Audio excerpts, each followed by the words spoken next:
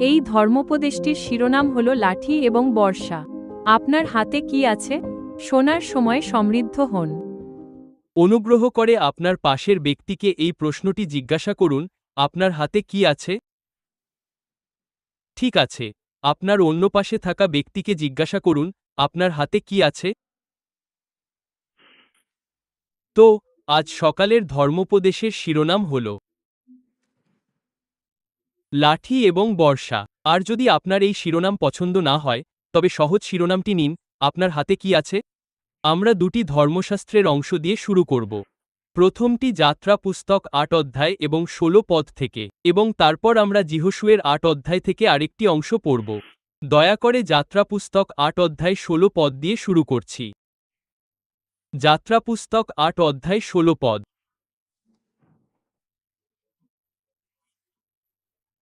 প্রভু মোশিকে বললেন, হারনকে বলো, তোমার লাঠি বাড়াও এবং ভূমির ধূলি আঘাত করো, যেন তা মিশরের সমস্ত দেশে উকুন হয়ে যায়।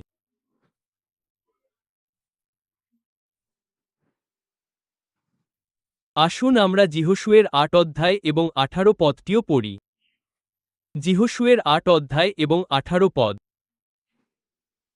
তখন প্রভু যিহোশুয়াকে বললেন, তোমার হাতে থাকা বর্ষাটি অয় নগরের দিকে বাড়াও, কারণ আমি তা তোমার হাতে তুলে দেব। সুতরাং, যিহোশুয়ায় তার হাতের বর্ষাটি সেই নগরের দিকে বাড়ালেন। আমরা এই দুটি পদ থেকেই আমাদের ধর্মোপদেশের শিরোনামটি পেয়েছি, লাঠি এবং বর্ষা। আমরা সবাই মোশির গল্প জানি। ঈশ্বর যখন মোশিকে ব্যবহার করে তার লোকদের মিশর থেকে উদ্ধার করেছিলেন, তখন ঈশ্বর মোশিকে বলেছিলেন, তোমার হাতে থাকা লাঠিটি নাও।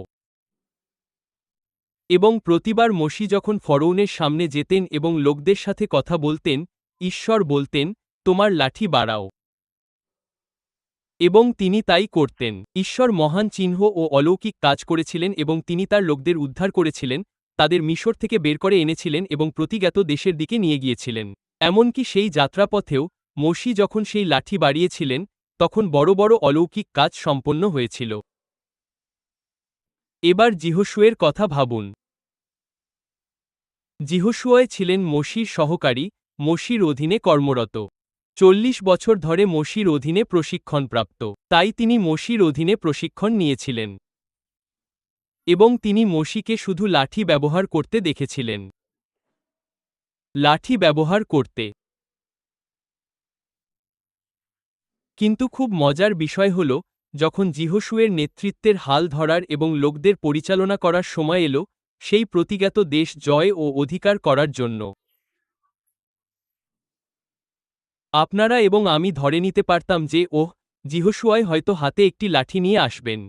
কারণ তার গুরু একটি লাঠি বহন করতেন। কিন্তু না। যিহোশুয়াই হাতে লাঠি নিয়ে আসেননি। তার হাতে ছিল একটি বর্ষা। আমি চাই আমরা এই বিষয়টি নিয়ে চিন্তা করি। এটি নিয়ে ভাবুন। আপনি জানেন, কেবল উদাহরণের খাতিরে কল্পনা করুন, যদি যিহোশুয়ায় অয়নগর জয় করতে যাওয়ার সময় হাতে একটি লাঠি নিতেন। তা নিশ্চিতভাবেই আত্মহত্যার প্রস্তুতির মতো হতো। যদি না ঈশ্বর তাকে বলতেন, তুমি একটি লাঠি নাও। ঈশ্বরকে ধন্যবাদ যে যিহোশুয়ায় মোশির অনুকরণ করেননি। যদিও মোশি তাকে প্রশিক্ষণ দিয়েছিলেন, তবুও তিনি মোশির অনুকরণ করেননি। আমি চাই আমরা বিষয়টি নিয়ে ভাবি এবং এর থেকে কিছু শিক্ষা নিয়ে বাড়ি ফিরি। প্রথম যে বিষয়টি আমি চাই আপনারা উপলব্ধি করুন, তা হল ঈশ্বরের কাজ করার নতুন নতুন উপায় ও পদ্ধতি আছে। ঈশ্বর কোনো নির্দিষ্ট গণ্ডিতে সীমাবদ্ধ নন যেখানে কেবল ৫টি পদ্ধতি ও ৫টি উপায়ই কাজ করে। ঈশ্বর অসীম। তাই, ঈশ্বর বিভিন্ন প্রজন্মের মধ্য দিয়ে নতুন নতুন উপায় ও পদ্ধতিতে কাজ করেন। এমনকি আপনার নিজের জীবনেও, গত রবিবার আমরা বিভিন্ন পর্যায় ও বিভিন্ন ঋতু নিয়ে কথা বলেছিলাম। তাই আপনার জীবনে এমন একটি সময় আসতে পারে যখন ঈশ্বর একটি লাঠি ব্যবহার করছেন, এবং আমি এটি রূপক অর্থে বলছি। তিনি হয়তো একটি লাঠি ব্যবহার করছেন, তারপর আপনার জীবনের অন্য একটি পর্যায়ে এসে ঈশ্বর বললেন, আমি চাই তুমি একটি বর্ষা ব্যবহার করো। আর আপনি বলছেন, ঈশ্বর, কিন্তু ঈশ্বর, আমি তো লাঠি ব্যবহারে অভ্যস্ত। আমি লাঠি ব্যবহার করেই প্রশিক্ষণ পেয়েছি। আমার গুরু লাঠি ব্যবহার করতেন। আমার দেখা সব অলৌকিক ঘটনা কেবল লাঠির মাধ্যমেই ঘটেছে। তাই আমি লাঠিই ব্যবহার করব। উদ্ধৃতি চিহ্ন। ঈশ্বর বলেন, আমি চাই তুমি একটি বর্ষা ব্যবহার করো। আর আমাদের অনেকের জন্যই এই পরিবর্তন আনা খুব কঠিন।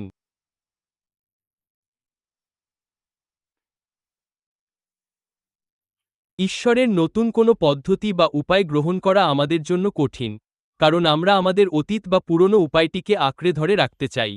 আমরা মনে করি ওটাই একমাত্র উপায়, কিন্তু তা সঠিক নয়, কারণ আমাদের ঈশ্বর সৃজনশীল। আমাদের ঈশ্বর অসীম, এবং তিনি ভিন্ন ভিন্ন উপায় ও পদ্ধতিতে কাজ করবেন। ঈশ্বর একই, শুধু কাজ করার ধরন ভিন্ন। আমরা শাস্ত্রে এটি দেখতে পাই, আর আপনি জানেন, পৌল যখন ১ করিন্থীয় ১২ অধ্যায়ের ৪ থেকে ৬ পদে আত্মার দান নিয়ে কথা বলছেন, তিনি গির্জায় বিভিন্ন দান, কার্যপ্রণালী ও পরিচর্যা সম্পর্কে বলছেন। আর প্রেরিত পৌল যা লিখেছেন তা হল, তিনি বলেন, ৪র্থ পদে, বিভিন্ন ধরনের দান রয়েছে, কিন্তু একই আত্মা, সেই একই পবিত্র আত্মা যিনি বিভিন্ন দানের মধ্য দিয়ে কাজ করছেন। তারপর তিনি ৫ম পদে বলেন, পরিচর্যায় ভিন্নতা রয়েছে। পরিচর্যা মানে ঈশ্বরের সেবার উপায়। ঈশ্বরের সেবা করার অনেক বৈচিত্র্যময় উপায় আছে, কিন্তু সেই একই প্রভুর সেবা করা হচ্ছে। এরপর ৬ নম্বর পদে তিনি বলেন, সেখানে বিভিন্ন ধরনের কাজ বা কার্যপদ্ধতি বা কাজ করার উপায় রয়েছে। এটি বিচিত্র এবং ভিন্ন ভিন্ন, কিন্তু সেই একই ঈশ্বর যিনি প্রত্যেকের মধ্য দিয়ে কাজ করছেন। এটি আমাদের কি বলছে? যে ঈশ্বর বিভিন্ন উপায় এবং পদ্ধতিতে কাজ করেন, এবং আমাদের নিজেদের জীবনে নতুন কিছু গ্রহণ করার জন্য প্রস্তুত থাকতে হবে। তাই এমন একটি সময় আসতে পারে যখন তিনি লাঠির মাধ্যমে কাজ করছেন, এবং তারপর পরিস্থিতি পরিবর্তনের জন্য কিছু একটা বদলে যাচ্ছে। তিনি এখন চান আপনি আপনার হাতে বর্ষা নিয়ে কাজ করুন, আর আপনাকে এবং আমাকে তা তুলে নেওয়ার জন্য প্রস্তুত হতে হবে। আপনারা কি বার্তাটি বুঝতে পারছেন? আমি বিশ্বাস করি, আমাদের মধ্যে কারো কারো জন্য আজ সকালে এটি একটি বিশেষ বার্তা। ঈশ্বর বলছেন, লাঠিটিকে আঁকড়ে ধরে রেখো না। তিনি সেটি তোমার জীবনের একটি সময়ে ব্যবহার করেছিলেন। হয়তো কোভিড চলাকালীন তুমি নতুন কিছু দক্ষতা শিখেছিলে, আর ঈশ্বর বলছেন, ঠিক আছে, এখন আমি তোমার সেই শখটিকে ব্যবহার করতে যাচ্ছি। সেটাই এখন মূল বিষয় হয়ে দাঁড়াবে। কাউরসেরা তে করা সেই কোর্সটি, যা তুমি অতিরিক্ত সময় পেয়েছিলে বলে ভেবেছিলে, সেটিই এখন মূল বিষয় হতে যাচ্ছে। আমি সেটি তোমার জীবনে ব্যবহার করব। যাই হোক না কেন, একটি পরিবর্তন আসছে। লাঠি ছেড়ে দিয়ে বর্ষা তুলে নেওয়ার সময় এসেছে, কারণ তোমার জীবনের এই পর্যায়ে বা এই সময়ে ঈশ্বর এভাবেই কাজ করবেন। একটি নতুন পদ্ধতি, একটি নতুন উপায়। সেই একই ঈশ্বর তোমার মধ্য দিয়ে ভিন্নভাবে কাজ করছেন। এবং গির্জার ইতিহাসের দিকে তাকালে আপনি এটি দেখতে পাবেন। মিডিয়ার কথা ভাবুন। আপনারা জানেন, ১৯০০ সালের শুরুর দিকে রেডিও এল। এবং কিছু খ্রিস্টান ও বিশ্বাসী মানুষ, অবশ্যই আমেরিকায়, তারা রেডিওতে প্রচার শুরু করলেন। আমরা রেডিওতে যিশুর বাণী প্রচার করতে পারি। সেটা ছিল একটি নতুন বিষয়, কিন্তু এটি নতুন সুযোগ সৃষ্টি করে দিল। সেই দিনগুলোতে শর্টওয়েভ রেডিও ছিল, এবং শর্টওয়েভ রেডিওকে কেন্দ্র করে বিভিন্ন মিনিস্ট্রি গড়ে উঠল, যা চমৎকার কাজ করেছিল, কারণ তখন আপনি আয়রন কার্টেনের পেছনে পৌঁছাতে পারতেন। সে সময় আপনি সোভিয়েত রাশিয়ায় পৌঁছাতে পারতেন। আপনি মূল ভূখণ্ড চীনে পৌঁছাতে পারতেন। আপনি বিশ্বের বিভিন্ন ইসলামিক দেশে পৌঁছাতে পারতেন। আপনি রেডিও তরঙ্গের মাধ্যমে যিশু খ্রিস্টের বার্তা প্রচার করতে পারতেন। এবং তারপর এল কম্পিউটার, তারপর এল টেলিভিশন। কিছু লোক বলল, ওহ, টেলিভিশনের মাধ্যমে শয়তান তোমার বসার ঘরে ঢুকে পড়বে। সুতরাং কিছু মানুষ নতুন পদ্ধতির বিরোধিতা করে। তারা নতুন বিষয়টির বিরুদ্ধে লড়াই করে। ওহ, না না, ঘরে টেলিভিশন আনবে না। শোনো, শয়তান তোমার ঘরে ঢুকে পড়বে। সব ধরনের ভয়ের জিনিস। এবং তারপর কিছু খ্রিস্টান বলল, না না না না না, আমরা আসলে সুসমাচার প্রচারের জন্য টেলিভিশন ব্যবহার করতে পারি। এবং তারা তা করতে শুরু করল। আর অন্যরা বলল, ওহ হ্যাঁ, তারা যিশুর কাছে সুসমাচার পৌঁছে দিতে টেলিভিশন ব্যবহার করতে পারে। এবং তারপর এল ইন্টারনেট। ওহ, ইন্টারনেট হলো শয়তানের কাজ। এটি শয়তানি। তুমি জানো, তারা এর বিরোধিতা করেছিল। তারা বলেছিল, না না না, তোমরা আসলে ইন্টারনেটে সুসমাচার প্রচার করতে পারো। এবং তারা বলল, ওহ হ্যাঁ, তোমরা এটা করতে পারো। তারা একে গ্রহণ করল এবং নতুন সরঞ্জাম ও নতুন পদ্ধতি হিসেবে এভাবেই চলতে থাকলো। সেখানে বিরোধিতা ছিল, কিন্তু পরে তোমরা বুঝতে পারলে ঈশ্বর এই সরঞ্জাম ব্যবহার করতে পারেন। এটি কেবল একটি সরঞ্জাম মাত্র। তুমি একে ভালোর জন্য ব্যবহার করতে পারো অথবা মন্দের জন্যও ব্যবহার করতে পারো, কিন্তু আমরা এই সরঞ্জামগুলো নিয়ে ভালোর কাজে ব্যবহার করতে চাই। সুতরাং সবসময়ই এই মানিয়ে নেওয়া, অতীতকে ছেড়ে দেওয়া, নতুন কিছু গ্রহণ করা, একটি নতুন পদ্ধতি, একটি নতুন উপায় যা ঈশ্বর তোমার এবং আমার জীবনের মাধ্যমে কাজ করতে চাইছেন। তোমরা কি আমার সাথে আছো? সঙ্গীতের কথা ভাবো।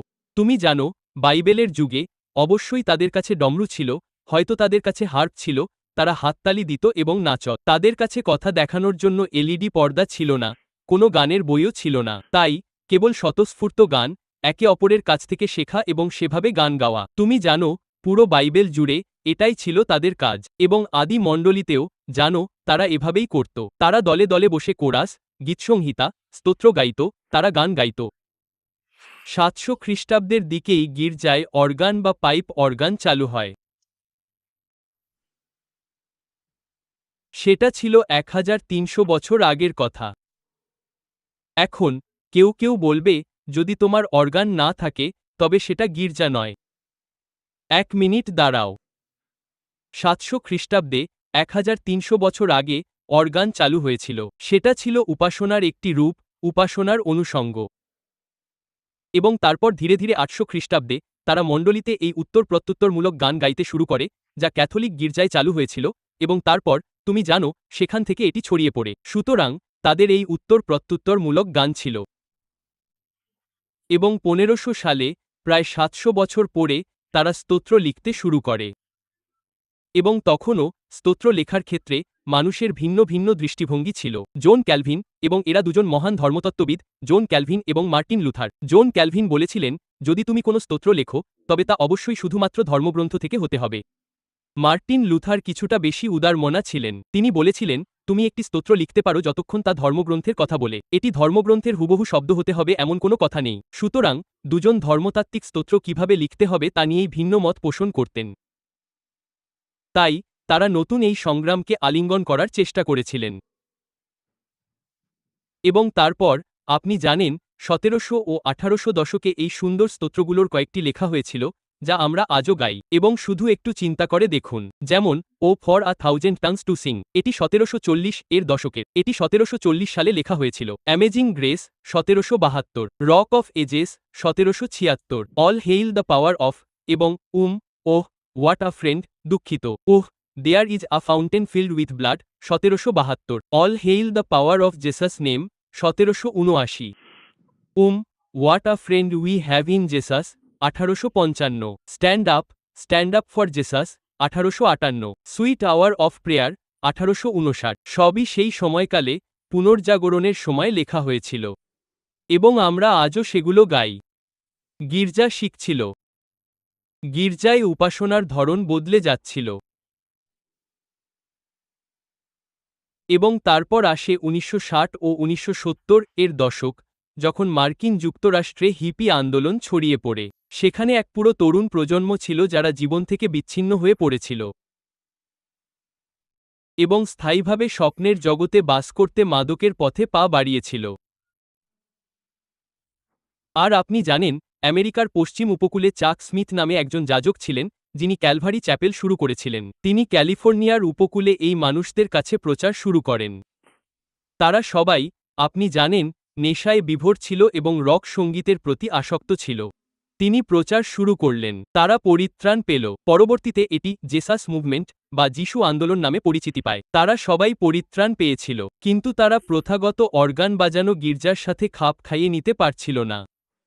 তারা তাদের ড্রামস, ইলেকট্রিক গিটার, এসব কিছুই চাইছিল। তাই চাক স্মিথ বললেন, শোনো, চলো আমরা শুরু করি। আর এভাবেই গির্জায় রক বা আধুনিক খ্রিস্টান সঙ্গীতের সূচনা হয়। ল্যারি নরম্যানকে প্রায়শই জেসাস মুভমেন্ট থেকে আসা সমসাময়িক খ্রিস্টান সঙ্গীতের অগ্রদূত হিসেবে গণ্য করা হয়। মূলত তারা এই রক সঙ্গীতকে গির্জায় নিয়ে এসেছিল, অর্থাৎ গাওয়ার সেই শৈলীটিকে। এবং তারা খ্রিস্টান গান লেখা শুরু করে। তাই ল্যারি নরম্যান, আপনি জানেন ল্যারি নরম্যান লিখেছিলেন কেন শয়তানের কাছেই সব ভালো গান থাকবে? এটি একটি গান ছিল। আপনি জানেন একটি যিশু পাগল করা গান। তাই তারা সেই ধরনের গানই লিখত। আপনি অনলাইনে এটি শুনতে পারেন। আপনি পারেন। তবে সেটাই ছিল সমসাময়িক খ্রিস্টান সঙ্গীতের শুরু। তখন গির্জার বাকি অংশ বলেছিল, না, ড্রাম বাজানো যাবে না, লিড গিটার থাকতে পারবে না, গির্জায় এসব রাখা যাবে না। উদ্ধৃতি চিহ্ন। আজ সবকিছু উল্টে গেছে। প্রায় প্রতিটি গির্জাতেই এখন সব বাদ্যযন্ত্র থাকে। এর মানে কি? এর মানে হল ঈশ্বর যখন নতুন উপায় এবং পদ্ধতি ব্যবহার করতে পারেন, তখন তার আশীর্বাদ কিন্তু বদলায় না। ঈশ্বরের বাণী পরিবর্তিত হয়নি, কিন্তু ঈশ্বরের কাজ করার উপায় এবং পদ্ধতিগুলো বদলে যায়। আর আমাদের শুধু তা গ্রহণ করতে হবে। আপনি কি বুঝতে পারছেন? আর আপনার নিজের জীবনে এটাই গুরুত্বপূর্ণ। আপনার নিজের জীবনে ঈশ্বর তার কাজের বা তিনি আপনাকে যে কাজ করাতে চান তার উপায় এবং পদ্ধতিতে পরিবর্তন আনবেন, আর আপনি তা মেনে নিন। যখন আপনার বর্ষার দিকে এগিয়ে যাওয়ার কথা, তখন শুধু লাঠি আঁকড়ে ধরে থাকবেন না। দ্বিতীয় যে অন্তর্দৃষ্টি আমি চাই যে আমরা এই পুরো চিন্তা থেকে গ্রহণ করি তা হল এটি। আপনার হাতে কি আছে? 2 নম্বর, আপনার হাতে যা আছে তা আপনার দায়িত্বের সাথে সামঞ্জস্যপূর্ণ। আপনার হাতে যা আছে তা আপনার দায়িত্বের সাথে সামঞ্জস্যপূর্ণ। এখন দয়া করে আমার সাথে একটু কল্পনা করুন। ঈশ্বর আমাদের কল্পনা শক্তি দিয়েছেন, তাই এটি ব্যবহার করা ভালো। মুসার কথা ভাবুন। 40 বছর তিনি মিশরের সমস্ত জ্ঞান ও বিদ্যায় শিক্ষিত হয়েছিলেন।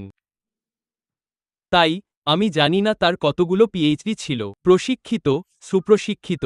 আর তিনি কিসে প্রশিক্ষিত ছিলেন? মিশরের জ্ঞানে। তিনি ফারাওয়ের প্রাসাদে ছিলেন। তাই আমি ধরে নিচ্ছি তিনি নিশ্চয়ই প্রশিক্ষিত ছিলেন যে সামরিক বাহিনী কিভাবে কাজ করে, ফারাওয়ের অধীনে বেসামরিক সরকার কিভাবে কাজ করে, আপনি জানেন তারা কিভাবে সব কর সংগ্রহ করে, রাজ্য কিভাবে পরিচালিত হয়, কিভাবে দাসদের দিয়ে কাজ করানো যায়। আপনারা সবাই জানেন তিনি এসবে প্রশিক্ষিত ছিলেন। আর হঠাৎ নিজের একটি ভুলের কারণে তাকে সব ছেড়ে মরুভূমিতে পালিয়ে যেতে হয়। তাই তিনি যান, আপনি জানেন, বর্তমানে যেটি সৌদি আরবে হবে, সেখানে মিডিয়ান দেশে মরুভূমির পিছনের দিকে। আর তিনি একটি কাজ খুঁজছেন বেঁচে থাকার জন্য। আর তার সাথে ইথ্রো নামে এক ব্যক্তির দেখা হয়। তাই ইথ্রো, আপনার কি কোনো কাজ আছে? আমার শুধু যে কোনো কাজ দরকার, আপনি যা দেবেন তাই করব। আপনার যোগ্যতা কি? আমি মিশরের জ্ঞান ও বিদ্যায় প্রশিক্ষিত। ইথ্রো বললেন, আমার কাছে মাত্র একটি পদ খালি আছে। আপনি কি ভেড়া সম্পর্কে কিছু জানেন? মুসা বলছেন, আমি তো কখনো ভেড়া দেখিনি। না, আমি শুধু বলছি, ওসব কাজে আমার প্রশিক্ষণ ছিল না। আমি ঘোড়া সম্পর্কে জানি, আমি রথ সম্পর্কে জানি, আমি সেনাবাহিনী সম্পর্কে জানি। ভেড়া। আমার কি দরকার?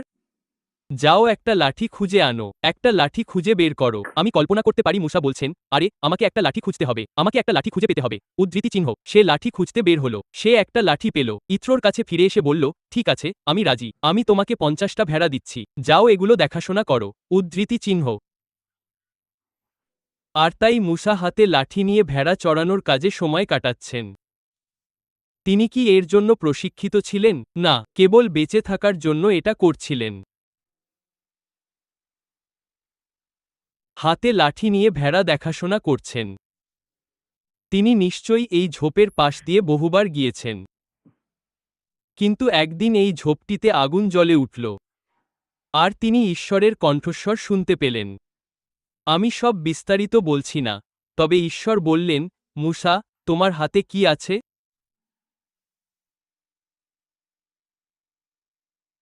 মুসা, আমি তোমাকে ব্যবহার করে আমার লোকদের মিশর থেকে মুক্ত করব। তাই মুসা বললেন, ঈশ্বর, আমি কিভাবে তা করব? তোমার হাতে কি আছে? একটি লাঠি। মুসা, সেই লাঠিটিকে ঈশ্বরের লাঠি বলা হবে। তুমি যাও এবং আমার লোকদের মুক্ত করো। উদ্ধৃতি চিহ্ন। তোমার হাতে কি আছে? তা তোমার কাজের সাথে যুক্ত থাকতে পারে। তুমি কি শুনছো? আমার মনে হয় এটা আমাদের কারো জন্য একটি বার্তা। কারণ তুমি এবং আমি হয়তো ভাবছো যে ঈশ্বর আমার হাতে কিছু দিয়েছেন। ঈশ্বর, আমাকে একটি সুযোগ দাও। আমাকে সঠিক জায়গায় রাখো। আমাকে কিছু সঠিক সংযোগ দাও। আর তোমার কাছে তা ইতিমধ্যেই আছে। এটা তোমার হাতেই আছে। আমার মনে পড়ে কি এক সময় ছিল। এটা ছিল এবং আমার গল্পটা আপনারা অনেকে জানেন। কিন্তু জানেন, খুব ছোটবেলা থেকেই ১৫ বছর বয়স থেকে আমি জানতাম আমাদের দেশের মানুষের কাছে পৌঁছাতে ব্যাঙ্গালোর শহরে একটি চার্চ শুরু করতে হবে। কিন্তু ঈশ্বর আমাদের যে যাত্রার মধ্য দিয়ে নিয়ে গেছেন, ১৯৯৯ সালে আমরা পরিকল্পনা শুরু করি। অ্যামি এবং আমি, আমাদের বিয়ে হয়েছিল। অ্যামি এবং আমার দুটি সন্তান ছিল, জোশুয়া এবং তারপর ২০০০ সালে রুথ এল। আমরা ভারতে ফিরে যাওয়ার পরিকল্পনা করছিলাম এবং আমরা সব প্রস্তুতি নিচ্ছিলাম। এবং আমাদের পরিকল্পনা ছিল ২০০০ সালের ডিসেম্বরে আমরা ভারতে ফিরে যাব। এবং হঠাৎ বাবার কাছ থেকে একটা ফোন এল। বাবা বললেন, তোমাদের দ্রুত আসা দরকার। মায়ের শরীর ভালো নেই, উদ্ধৃতি চিহ্ন। আর মা তখন ক্যান্সারের সাথে লড়াই করছিলেন। তোমাকে শীঘ্রই আসতে হবে। মা ভালো নেই, উদ্ধৃতি চিহ্ন। আমি বললাম, ঠিক আছে অ্যামি, তুমি বাচ্চাদের নিয়ে মালয়েশিয়ায় চলে যাও। পরিবারের সাথে কিছুটা সময় কাটাও, দাদা দাদির সাথে দেখা করো, তারপর ব্যাঙ্গালোরে আমার সাথে দেখা করবে। আমি সরাসরি ব্যাঙ্গালোর চলে যাব। উদ্ধৃতি চিহ্ন। আমরা সম্ভবত, তোমরা জানো, আমেরিকার সবকিছু গুটিয়ে ফেলেছিলাম। আমি চলে আসি। আমি ভারতে এলাম ২২শে ডিসেম্বর ব্যাঙ্গালোর। ৩ দিন পর, বড়দিনের দিন। ২০০০ সাল, বিকেল ৪টা, আমি আমার মায়ের শিয়রে বসেছিলাম। আমার বাবা ছিলেন ঠিক উল্টো পাশে। তার হাত আমার হাতে নিয়ে তিনি তার শেষ নিঃশ্বাস ত্যাগ করলেন। তিনি খুব কষ্ট পাচ্ছিলেন। আমি আমি শুধু সেই গানটাই গাইতে পেরেছিলাম, জানো তো, he is lord, he is lord. আর তিনি হাঁপাচ্ছিলেন প্রতিটি নিঃশ্বাসে। আর আমার হাতে হাত রেখেই তিনি মারা গেলেন। ভারতে ফিরে আসার আগে আমার মাথায় অনেক কিছু ছিল। আমি বলেছিলাম, মা তখন, মানে, সেই সময় তিনি সত্যি, আমি জানতাম মা গিয়ে তার সব বন্ধুদের জড়ো করবেন। আমি জানি আমরা যখন অনুসন্ধান শুরু করব, তিনি তার সব বন্ধুদের জড়ো করে নিয়ে আসবেন। তাই, সেটা আমার মাথায় ছিল, কিন্তু তা আর হওয়ার ছিল না।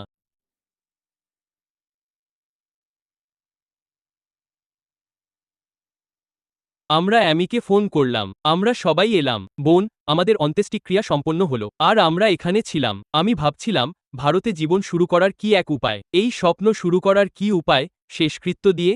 উদ্ধৃতি চিহ্ন। আমার মনে আছে তার কয়েকদিন পর বিছানার ধারে বসেছিলাম। আমি চাইলে শোকে ডুবে থাকতে পারতাম। আমি বলছি না যে আমাদের শোক করা উচিত নয়। দয়া করে আমাকে ভুল বুঝবেন না। আমি শুধু বলছি আমি কি করেছিলাম। আমি হয় শোকে বসে থাকতে পারতাম অথবা উঠে দাঁড়িয়ে বলতে পারতাম যে আমি জানি এটা ঘটেছে। কিন্তু আমি জানি আমার মা কোথায় আছেন আর আমি এগিয়ে যাব। তাই, আমি নিজেকে জিজ্ঞাসা করলাম, ঈশ্বর আমার কাছ থেকে কি চান? আমার মা আমার কাছ থেকে কি চাইতেন? তিনি অবশ্যই চাইতেন আমি যেন এগিয়ে যাই।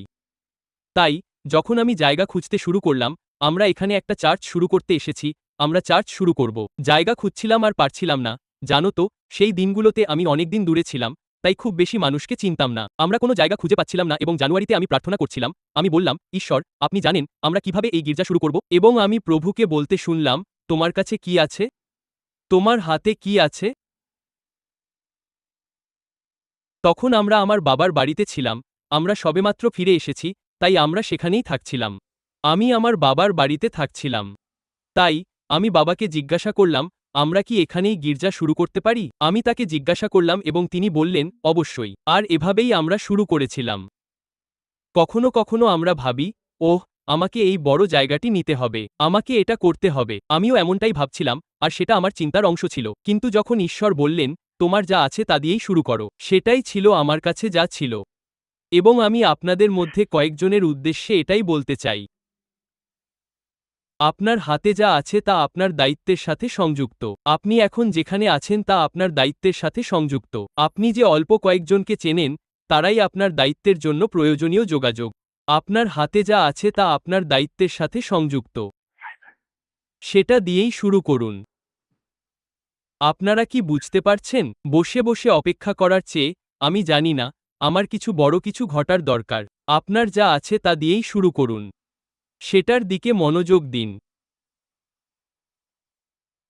বাইবেল আমাদের বলে এবং এখানে কিছু শাস্ত্র দেখুন।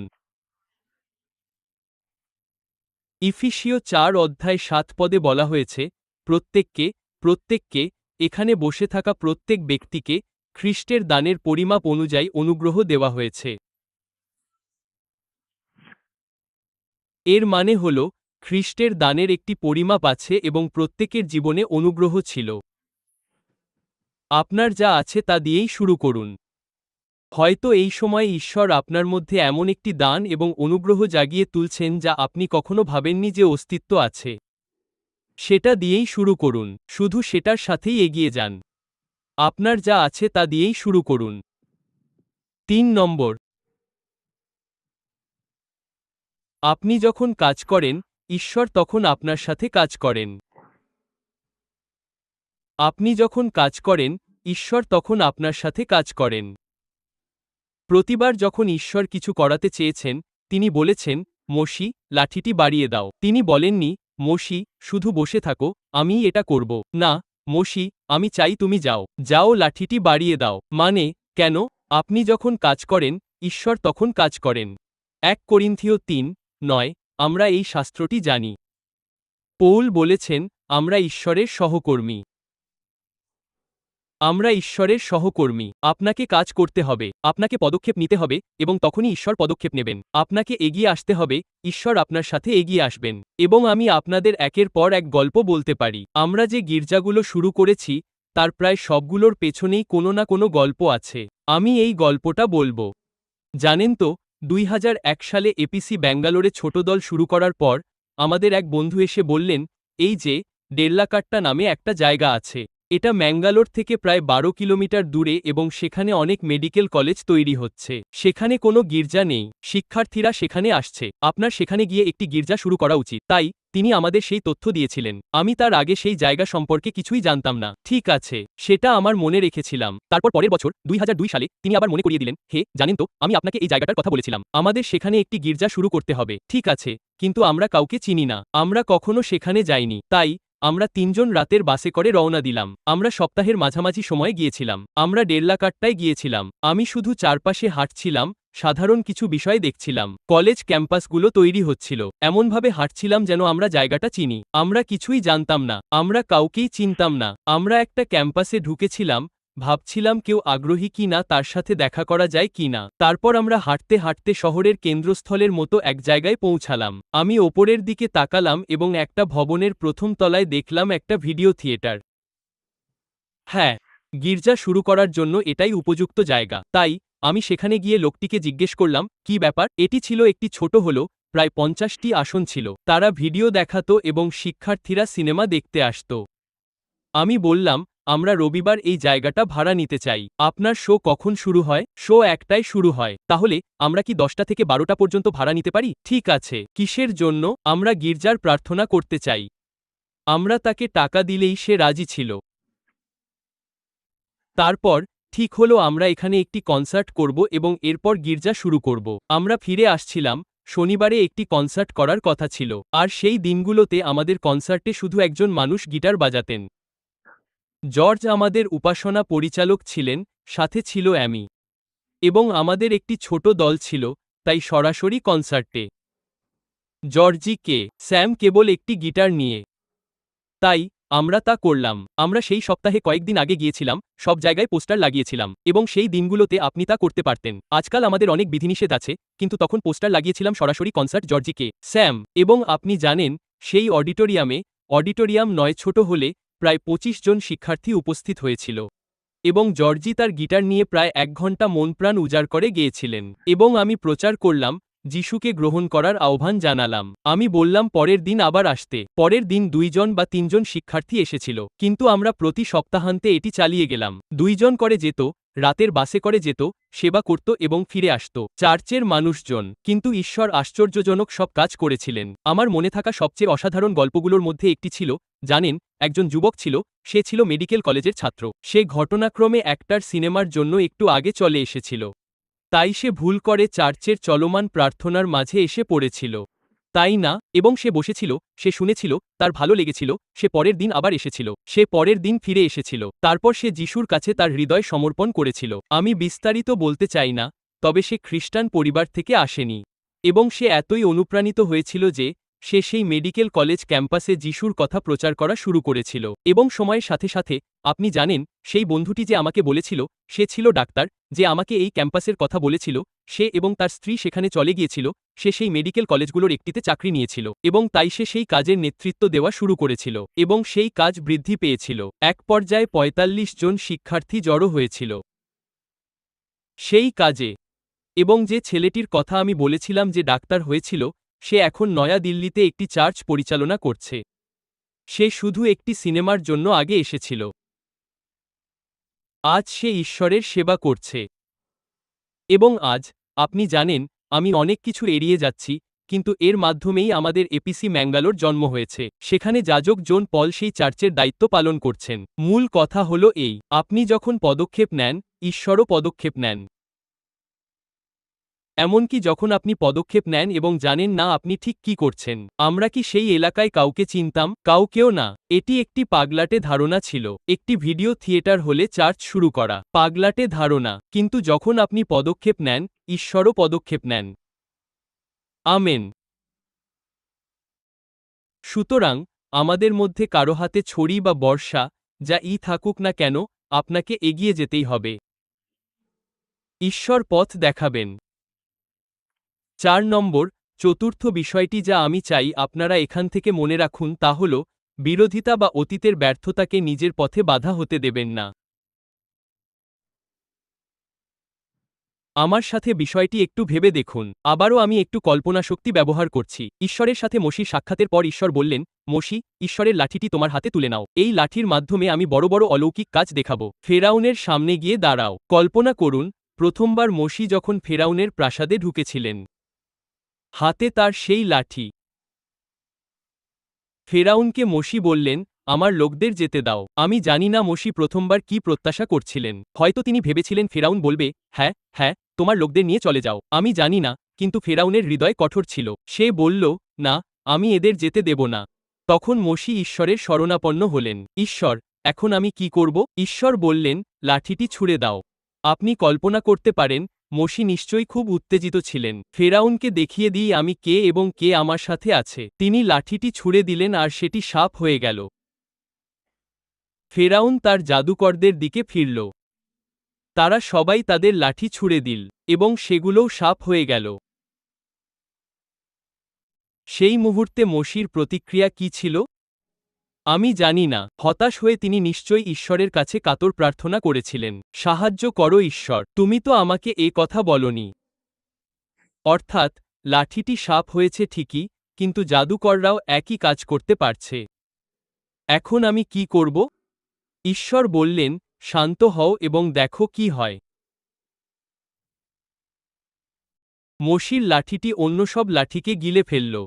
আর ঈশ্বর বললেন, এটিকে লেজ ধরে তুলে নাও। মোশির নিশ্চয়ই ঈশ্বরের সাথে গুরুতর কথোপকথন হয়েছিল। দয়া করে আমার সাথে এমনটি আর করবেন না। আরও দুবার। প্রকৃতপক্ষে, ঈশ্বরের লাঠি দিয়ে ঈশ্বর প্রথম যে ৩টি অলৌকিক কাজ করিয়েছিলেন, জাদুকররা তা নকল করেছিল। মোশি হতাশ হয়ে পড়তে পারতেন। আরে, এসব কি হচ্ছে? আমি ভেবেছিলাম ঈশ্বর আমার সাথে আছেন, কিন্তু এরাও তো একই কাজ করছে। আমি কল্পনা করতে পারি, তিনি ঈশ্বরের সাথে এই বিষয়ে কথা বলছেন এবং ঈশ্বর সম্ভবত তাকে বলছেন, এগিয়ে চলো, মোশি। চলুন ৪ নম্বরে যাওয়া যাক। তাই তিনি এগিয়ে চললেন ৪ নম্বর নিয়ে। চতুর্থবারের মতো মিশরের জাদুকররা তা করতে পারল না। এবং তারা বলল, এটি ঈশ্বরের আঙুল। অন্য কথায়, শোনো, এটি ঈশ্বর। এটার মূল উদ্দেশ্য কি? শুধু আপনার হাতে ঈশ্বরের লাঠি আছে এবং আপনি আপনার কাজ করছেন মানেই এই নয় যে আপনি বাধার সম্মুখীন হবেন না। এর মানে এই নয় যে আপনি বিরোধিতার মুখোমুখি হবেন না। আপনার জীবনে ঈশ্বরকে কার্যকর হতে দেখার জন্য আপনাকে সেই বাধা অতিক্রম করতে হবে। আপনি কি বুঝতে পেরেছেন? যিহোশুয়ের ক্ষেত্রেও একই কথা। প্রথমবার যখন তারা অয় নগরের বিরুদ্ধে গেল, তারা হেরে গেল। তাই যিহোশুয়ায় ফিরে এলেন, ঈশ্বরের কাছে কাঁদলেন। তিনি বলেছিলেন যে শিবিরে পাপ ছিল, তিনি তা সমাধান করেছিলেন। এবং পরের বার আমরা যিহোশুয়ায় সকাল 8:18 পদে সেই আয়াতটি পড়ি। যিহোশুয়ায় সেই বর্ষাটি প্রসারিত করলেন, সেই একই বর্ষা। এটা প্রসারিত করো, কারণ এবার আমি শহরটি তোমার হাতে তুলে দিচ্ছি। সুতরাং শুধু একবার ব্যর্থতার সম্মুখীন হয়েছেন মানেই এই নয় যে সব শেষ। আবার ফিরে যান, আবার ফিরে যান। তাই বিরোধিতা, অসঙ্গতি বা হতাশাকে আপনাকে থামাতে দেবেন না। আপনার হাতে লাঠি আছে, আপনার হাতে বর্ষা আছে। ঈশ্বর যা আপনার হাতে দিয়েছেন তা আপনার কাছে আছে। এতে অটল থাকুন। যতদিন ঈশ্বর চান আপনি এতে অটল থাকুন, ততদিন অটল থাকুন। আমি চাই আমরা শেষ যে বিষয়টি গ্রহণ করি তা হল এটি। 5 নম্বর, আত্মার অভিষেকই সব পার্থক্য তৈরি করে। এবং আমরা শাস্ত্র থেকে জানি যে মসি ঈশ্বরের দ্বারা অভিষিক্ত ছিলেন। যিহোশুয়ায় পবিত্র আত্মার দ্বারা ঈশ্বরের মাধ্যমে অভিষিক্ত ছিলেন। সুতরাং এটা আসলে লাঠি সম্পর্কে ছিল না। এটা আসলে বর্ষা সম্পর্কে ছিল না। হ্যাঁ, এগুলি ছিল সরঞ্জাম যা ঈশ্বর মসি এবং যিহোশুয়ের মাধ্যমে ব্যবহার করছিলেন। যা প্রকৃতপক্ষে পার্থক্য তৈরি করেছিল তা হল পবিত্র আত্মার অভিষেক। সুতরাং যদিও ঈশ্বর নতুন উপায়, নতুন পদ্ধতি এবং নতুন সরঞ্জাম ব্যবহার করবেন, তা লাঠি হোক বা বর্ষা, আমাদের বিশ্বাস বা নির্ভরতা লাঠির ওপর নয়, বর্ষার ওপর নয়, বরং পবিত্র আত্মার ওপর। আমেন। হ্যাঁ, লাঠি ব্যবহার করুন। হ্যাঁ, বর্ষা ব্যবহার করুন। পদ্ধতি ব্যবহার করুন। ঈশ্বর আপনার হাতে যা দিয়েছেন তা ব্যবহার করুন। সুযোগের সদ্ব্যবহার করুন। আপনার সংযোগের সদ্ব্যবহার করুন। দক্ষতাগুলোর সদ্ব্যবহার করুন। আপনার থাকা প্রতিভাগুলোর সদ্ব্যবহার করুন। ঈশ্বর আপনার সামনে যা রেখেছেন এবং আপনাকে দিয়েছেন তার সদ্ব্যবহার করুন, কিন্তু ঈশ্বর আপনাকে যা সম্পন্ন করার জন্য ডেকেছেন তা সম্পন্ন করতে আপনার নির্ভরতা পবিত্র আত্মার ওপরই রাখুন। আমেন। জাকারিয় 4:6 এবং 7 এর সেই আয়াতটি মনে রাখবেন। ঈশ্বর সুরুব্বাবলের সাথে কথা বলছিলেন। তিনি বলেন, সুরুব্বাবল, আমি চাই তুমি কিছু বুঝে নাও। এটা শক্তিতে নয়, ক্ষমতায় নয়, এটা আমার আত্মায়। তুমি ভিত্তিপ্রস্তর স্থাপন করেছ, তুমিই শেষ পাথর, সেই চূড়াশ্রেষ্ঠ পাথরটি স্থাপন করবে। তুমি এই কাজ সম্পন্ন করবে। তুমি শুরু করেছ, তুমিই তা শেষ করবে। আর এটা ঘটবেই। আমার শক্তিতে নয়, আমার ক্ষমতায় নয়, বরং আমার আত্মায়। এটা ঘটবেই। তাই আজকের বার্তাটি খুব সাধারণ, জটিল কিছুই নয়। লাঠি এবং বর্ষা। ঈশ্বর মসির হাতের লাঠি ব্যবহার করেছেন, তিনি যিহোশুয়ের হাতের বর্ষা ব্যবহার করেছেন। যিহোশুয়ায় মসিকে অনুকরণ করার চেষ্টা করেননি। তার নিজের কাজের জন্য তাকে যা ব্যবহার করার প্রয়োজন ছিল তা করতে হয়েছিল, যা মসির মাধ্যমে ঈশ্বরের ব্যবহৃত বিষয়ের চেয়ে আলাদা। সুতরাং ঈশ্বর কথা বলছেন, আমাদের মধ্যে কাউকে কাউকে লাঠি ছেড়ে দেওয়ার জন্য প্রস্তুত হতে হবে। এটি তার উদ্দেশ্য পূরণ করেছে। বর্ষাটি তুলে নাও। ঈশ্বর একটি ভিন্ন পদ্ধতি, ভিন্ন উপায়, একটি ভিন্ন সরঞ্জাম তোমার জীবনে নতুন কিছু ব্যবহার করতে চান। আমাদের মধ্যে অনেকের জন্য তুমি ঈশ্বরের কোনো অলৌকিক কিছু করার অপেক্ষায় আছো। কিন্তু আসলে তোমার হাতে যা আছে তা তোমার কাজের সাথে যুক্ত। তুমি যে অবস্থানে আছো, যে সুযোগগুলো তোমার আছে, যে যোগাযোগগুলো তোমার আছে, যে দক্ষতা তোমার আছে, তোমার হাতে যা আছে তা ব্যবহার করো। এটি তোমার জীবনের জন্য ঈশ্বরের কাজকে উন্মুক্ত করবে। আমাদের মধ্যে কেউ কেউ, সম্ভবত আমরা, গাড়ি থামিয়ে, ইঞ্জিন বন্ধ করে দিয়ে বলছি, ঈশ্বর, আমার জীবনে কিছু একটা করো। তোমাকে তোমার ইঞ্জিন চালু করতে হবে। তুমি নিউট্রালেও থাকতে পারবে না। তোমাকে প্রথম গিয়ারে যেতে হবে, কারণ কেবল যখন তুমি প্রথম গিয়ারে যাবে, তখনই ঈশ্বর একটি চলমান গাড়িকে দিকনির্দেশনা দিতে পারবেন। পার্ক করা বা নিউট্রালে থাকা গাড়ি চালনা করা অর্থহীন। তোমাকে চলতে শুরু করতে হবে। তুমি যখন চলতে শুরু করবে, তুমি যখন নড়বে, ঈশ্বরও নড়বেন। তুমি যখন কাজ করবে, ঈশ্বর কাজ করবেন, কারণ আমরা ঈশ্বরের সহকর্মী। আর ঈশ্বর তোমার হাতে যা দিয়েছেন তা ব্যবহার করার সময়, সে লাঠি হোক বা বর্ষা, মনে রেখো, বিরোধিতা, বৈপরীত্য বা হতাশাকে তোমাকে থামাতে দিও না। এটি কাটিয়ে সামনে এগিয়ে যাও। 4 নম্বরে যাও। 1, 2 বা 3-এ থেমে যেও না। 4 নম্বরে যাও। এমন জায়গায় যাও যেখানে শয়তান তোমাকে থামাতে পারবে না। এমন জায়গায় যাও যেখানে শয়তান তোমার সমকক্ষ নয়। 1, 2 বা 3-এ থেমে যেও না। ঈশ্বরের কাছে আরও অনেক কিছু আছে। আর মনে রেখো, যখন সবকিছু চমৎকারভাবে চলছে, তখন লাঠির প্রেমে পড়ে যেও না। বর্ষার প্রেমে পড়ে যেও না। এগুলো বড় কথা নয়, এগুলো কেবল সরঞ্জাম। এগুলো কেবল সেই পদ্ধতি যা ঈশ্বর ব্যবহার করছেন। সত্যি বলতে পবিত্র আত্মাই আপনার জীবনের মধ্য দিয়ে কাজ করছেন। আপনার জীবনের মধ্য দিয়ে কাজ করছেন। আমেন।